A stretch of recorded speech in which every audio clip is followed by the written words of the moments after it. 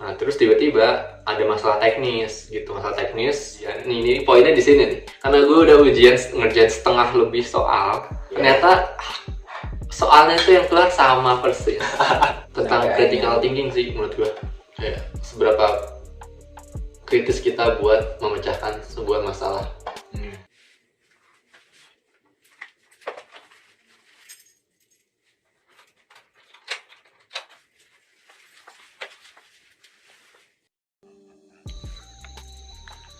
Ya, kita udah sampai di kosannya Ali.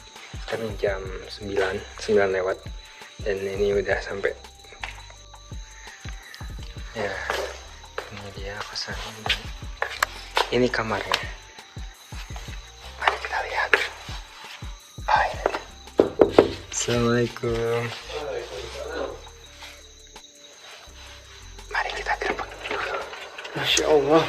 Ini dia orangnya, Ali. Kamu tak diundang. Assalamualaikum, Bang. Masuk. Ya. Ini kamar kosan Ali. Ada kasur di sini. Lemari baju ya, Ali. Isinya baju aja. Lemari baju dan stok makanan. Stok makanan. Ada sini, ada meja belajarnya, tempat belajar, meeting ya, laptop. Sini kamar mandi.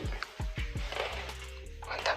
Kamar mandinya pakai shower ya. Oke, assalamualaikum warahmatullahi wabarakatuh. Balik lagi sama gua Haikal, dan sekarang di sebelah gua udah ada Ali Hisham. Asik. Ali ini dari mana, Li? Kenalin, Li. Kenalin, jadi gue dari FK 4 juga sama kayak Heka.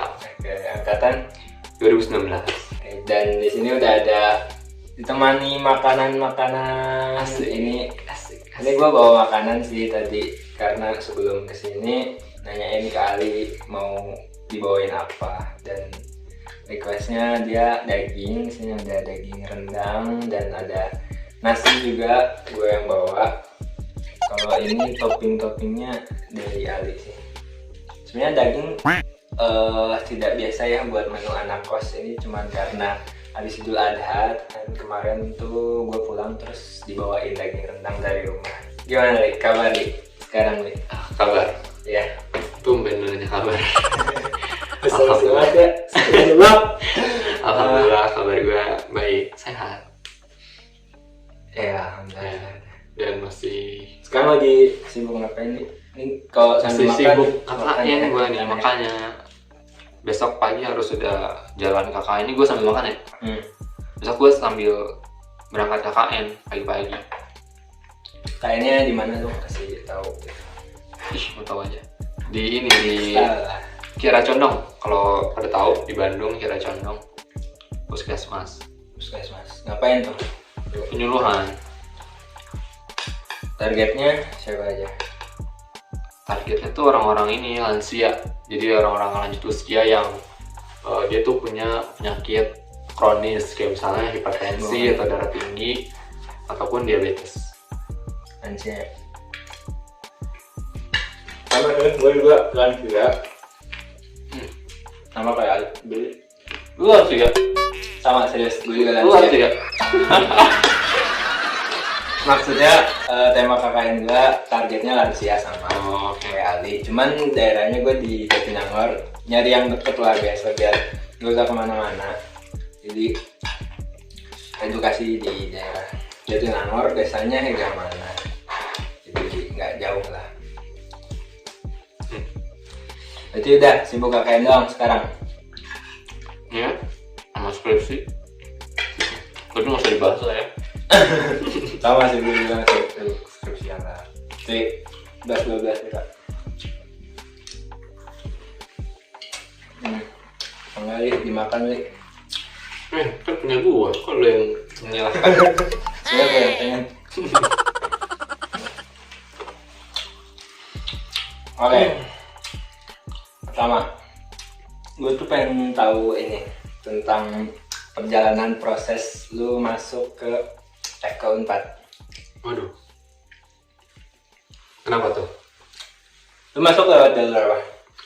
Gua lewat jalur mandiri. Gua kan SBM, lu mandiri. Mandiri gimana sih? Jadi mandiri itu tesnya mandiri gitu, mandi sendiri gitu. Jadi kita tesnya tuh langsung di Unpad. Nah itu tuh ada kayak kloter hari pertama sama hari kedua kalau nggak salah. Itu tuh gue dapet hari pertama. Nah akhirnya gue sama bapak gue berdua doang nginep dulu di hotel dekat Unpadnya.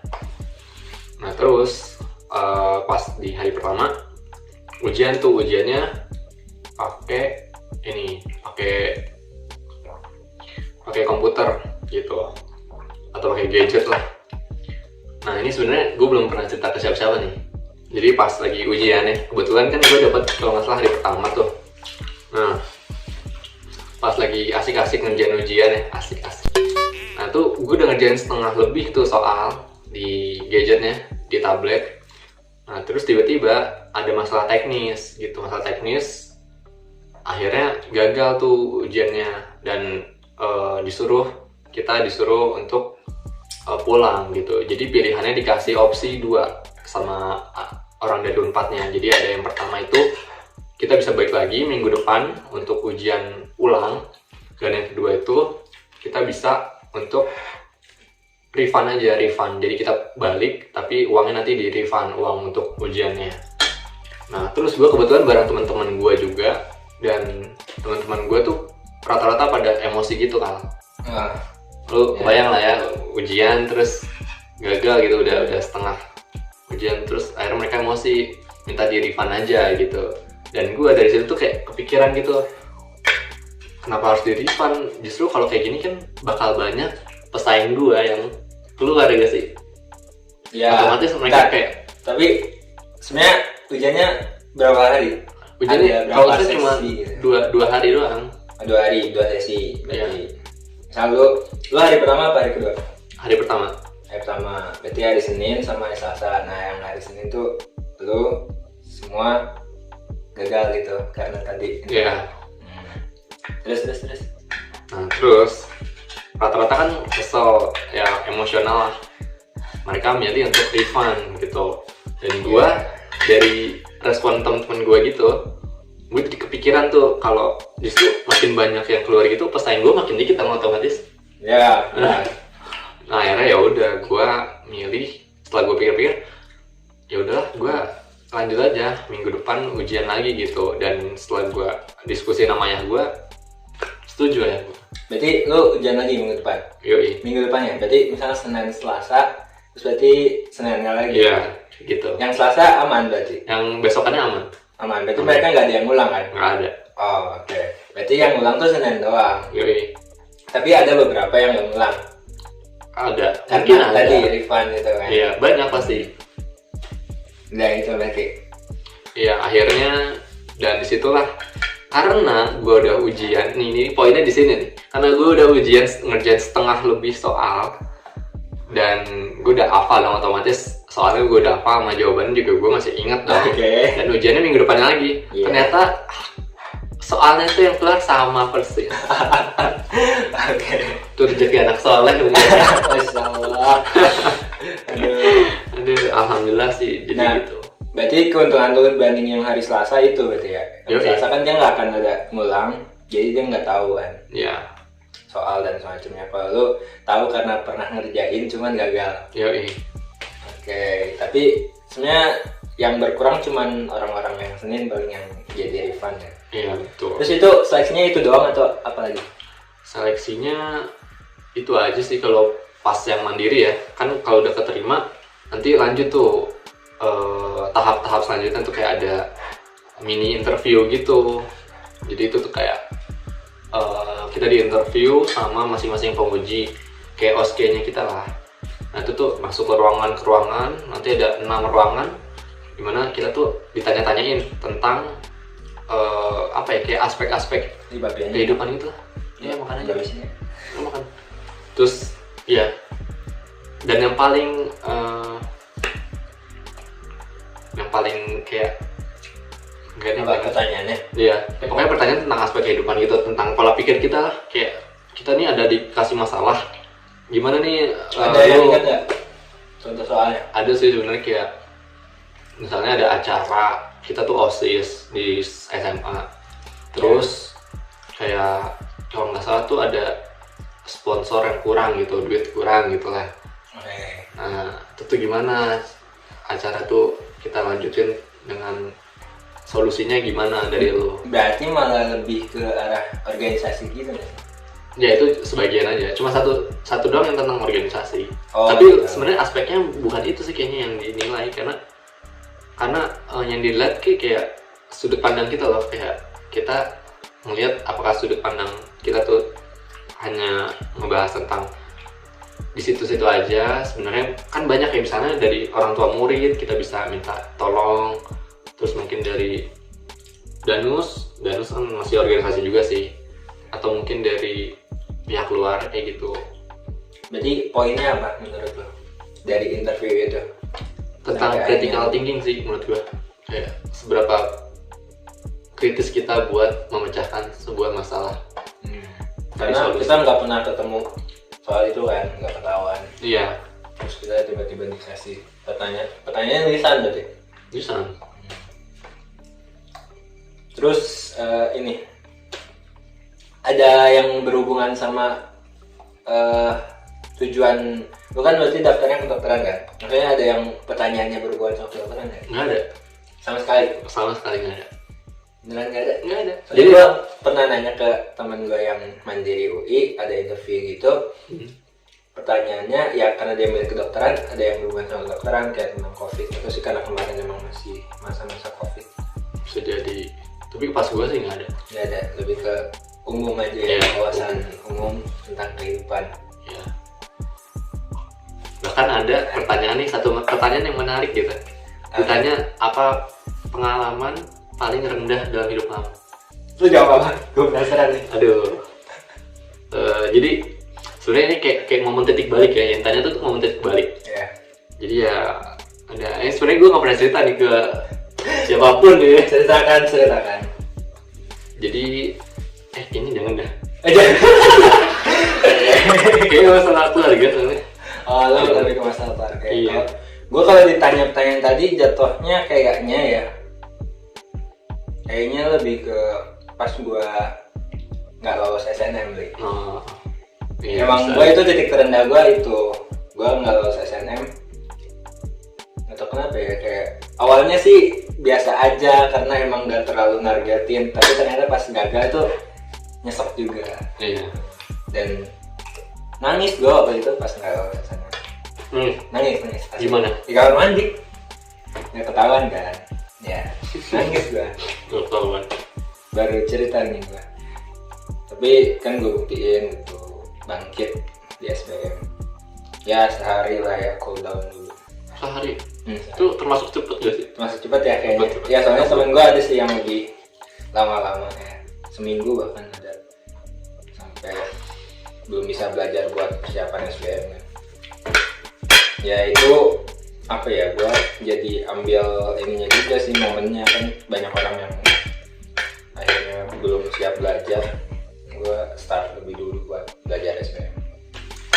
Asik.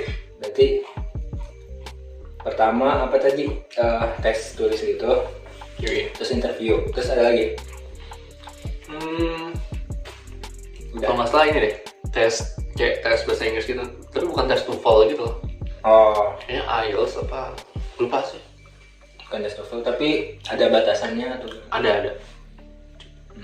Ada, cuma nggak dikasih tahu deh kayaknya, kalau nggak salah nilainya. Jadi ya udah, kalau lulus aja. Sistemnya pas terakhir pengumuman lulus doang gitu ya. Oke. Itu pengumuman lulus ya di website tempat gitu ya. Iya. Oke. Menarik. Gue baru tahu sih dari anak mandiri. Anak sejauh ini yang gue tahu adalah anak-anak SNM sama SBM, proses gimana masuknya. Terus udah masuk nih kedokteran. Gimana lu merasakan kehidupan di kedokteran? Kedokteran Unpad ya khususnya. Tisu dong.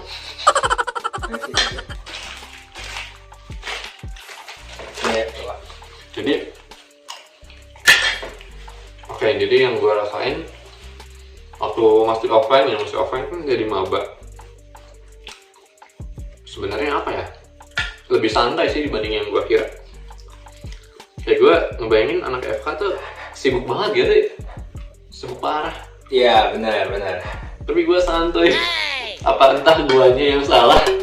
Sama sih, sejujurnya gue juga merasakan seperti itu ya. Awalnya gue merasa FK terlalu sibuk ya, dari apa ya, cerita-cerita dari kakak kelas, dari zaman waktu SMA lah, cerita-cerita tuh FK sibuk sih. Tapi ternyata kayak pas udah ini lebih santai. Gak tau sih, sama sih gue merasakan santai. Kalau yang lu rasakan santai. Terus ada lagi yang lu rasakan kayak gitu. Terus apa ya, ternyata anak-anaknya tuh semua baik-baik parah sih.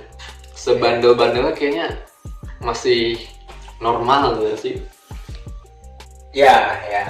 Dibandingin waktu Dibandingin sekolah dulu ya. Sepertinya iya ya, kayak Jelas sih, asli. Beda jauh. Oh lu beda jauh. Kalau gue merasa ya ada sih beda. Cuman maksudnya kriteria bandel lu emang ada yang lebih barbar kah waktu zaman SMA? Oh ada, jelas. Tapi tidak bisa disebut di sini. Jakarta ya. Jakarta, ini bos. anak Jaksel.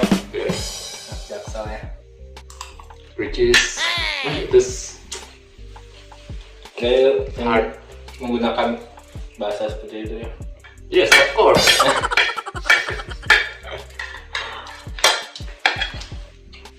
Ini sekarang gue tuh tahu Ali ini orangnya apa ya? Dia hobi olahraga, ya kan? Dia hobi olahraga sama main aktif lah di organisasi. Gue tahu karena ada yang bareng juga organisasinya. Dan di organisasi tentang olahragaannya juga aktif, ya kan, megang di Unpad juga, tenis meja. Nah, apa ya yang gue pengen tanya tuh, kan jarang yang kadang masuk FK itu ternyata olahraganya jago gitu. Aduh. Lu kenapa bisa jago tenis meja gitu? Penasaran gue. Sebenarnya jago tuh relatif ya. Ya. Gue nggak ada apa-apanya sebenarnya. Cuma Tapi jago. ya soalnya apa ya? Gue sebenarnya dari kecil, gue waktu SD kelas 1 dulu ayah gue tuh di Tangerang ya. Gue tinggal di Tangerang waktu itu, Ciledug. Ayah gue beli tenis meja. Oh, berarti dari ayah lu ya? Ya, ayah gue tapi bukan berarti emang suka banget sih, tapi iseng aja, waktu itu iseng beli. Akhirnya gue coba main juga dong. Ada sekitar 3 tahun lah sampai SD kelas 3 tuh, terus kena banjir, meja rusak, nggak bisa dipakai lagi. Vakum tuh gue sampai SMA. Ya. SMA gue ketemu ekskul tenis meja. Bukan ekskul sih sebenarnya, karena ada mejanya doang, tapi nggak ada ekskulnya. Ya, Akhirnya sama sih. gue main aja di situ, dan ya gue kayak membina ekskul bayangan. Jadi ya tidak resmi tapi banyak yang main. Ya, berarti improve banyaknya di situ. Ya, SMA. banyak banget. Gue hampir tiap hari main. Gokil. Bahkan, aduh ini tidak patut ditiru ya. Oh. Jam kosong tuh gue cabut, main tenis meja. Bagus. Balik-balik ada guru ternyata. Terus. Ya udah Diomelin ya. nggak boleh masuk kadang. Kacau emang. Aduh. Masa-masa nakal. Sebenarnya gue juga kalau SMA bukan jam kosong sih, kayak apa ya? Ada 1 jam. Jadi kita perjanjian gitu loh sama gurunya. Ada 1 jam yang kadang gurunya itu emang gurunya sibuk nih, ada kegiatan lain. Pas ada kegiatan lain otomatis kosong kan. Tapi mungkin dikasih tugas gitu semacamnya lah. Nah, tapi kita minta izin buat olahraga di jam segitu. Minta izin? Iya. Masih anak-anak Karena gurunya tuh emang friendly juga, jadi asik lah, emang kita juga yakin kalau meminta izin sama guru itu. Kalau beberapa guru ya mungkin tidak ya, tapi ada guru yang bisa kita minta izin, akhirnya olahraganya panjang tuh, ada main lagi gitu. Tenis meja ada? Biasanya gue main volley sih sama anak-anak. Oh, volley. Soalnya nggak ada lapang indoor. Kalau ada indoor mah gue kan sukanya badminton ya. Kalau indoor gue badminton, kalau outdoor ya volley lah, volley seru lah main volley. Ada tenis meja, tapi gue baru mengenal tenis meja itu kelas 11 atau 12 SMA gitu. Itu pun karena ada kelas meeting. Sebenarnya udah ada kelas meeting dari kelas 10 sih. Itu ada kelas meeting nggak? Zaman Ada. ya, Tiap tahun ada. ada kan? Nah, Biasanya ini, lu kenapa? dan lu berarti ikut kelas meeting? Ikut dong. Tenis meja juara ya. Ketahuan banget. Ayo Mas Sombong, keluarkan aja. Mau sombong nih, boleh nih. Boleh. Gue sampai ngajak satpam di sekolah yang ngajarin gue dulu buat ikutan main kelas meeting, buat gue kalahin. Pembuktian itu penting itu pembuktian. Tapi berarti lu sebelumnya waktu kelas 10 SMA awalnya nggak terlalu jago ya? Cukup banget gue. Cukup banget. Soalnya udah lupa. Basicnya beneran hilang banget. Iya, hilang lah. Iya. Kalau gua badminton kan biasa diajak main sama ayah gua. Enggak sih, bukan ayah, kakak. Karena ya gue umurnya jauh banget sama gua. Berapa tahun? Berapa ya? Seriusnya mikir dulu. Bentar, ayah gua sekarang 70 nih. 70. Iya, 10 tahun. Dikurangi gua sekarang 20. 50 tahun. 50-an lah sekitar itu. Apanya? Kakak lu? Bedanya, Sama bapak lu? iya. Oh. Lu sama kakak lu? Sama kakak gua sekitar yang sering diajak main badminton 16, beda 16. 16 tahun. Iya. Jauh kan emang, gua jauh sih. Gua Oke. anak bungsu soalnya. Berasa sama bapak ya? Iya. Orang gua tuh waktu SD ya diajakin dipanggilin sama teman-teman gua tuh kalau ada kakak gua ngejemput, disangkanya ibu, kalau misalnya kakak gua yang perempuan jadi panggil ibu. Pas ibu gua aja datang ke sekolah, Nenek. Ya, tetap gitu. Nah, itu gua pokoknya main badminton seringnya sama kakak gua yang cowok, bedanya 16 tahun. Dan itu dari SD, SMP lah baru sering main. SMA ada ekskul badminton.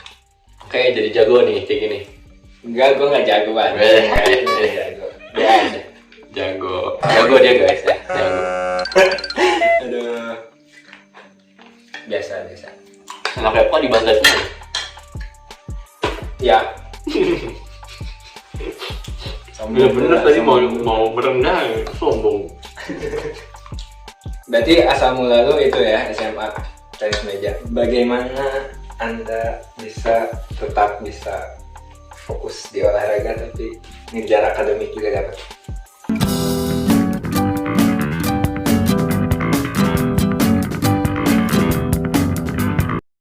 Gue paling tinggi ranking 13 di kelas.